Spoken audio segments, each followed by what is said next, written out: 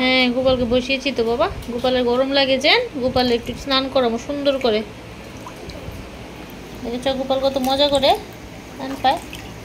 শোনা গোপাল, না স্নান করে ধরতে লাগে বাবা, তুমি স্নান করে এসো। হরে কৃষ্ণ হরে কৃষ্ণ কৃষ্ণ কৃষ্ণ হরে হরে, হরে রাম রাম রাম হরে হরে।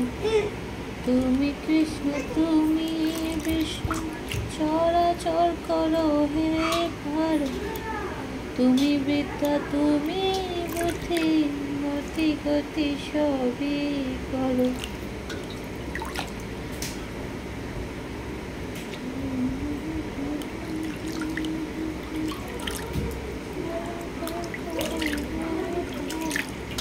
তুমি